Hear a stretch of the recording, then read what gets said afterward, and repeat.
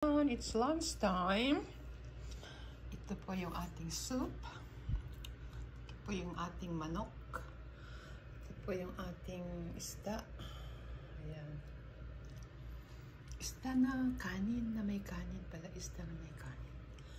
Tapos yung ating gulay. Tararan. Ang galhin na natin sa taas. Kainan na. Chang! Kain na.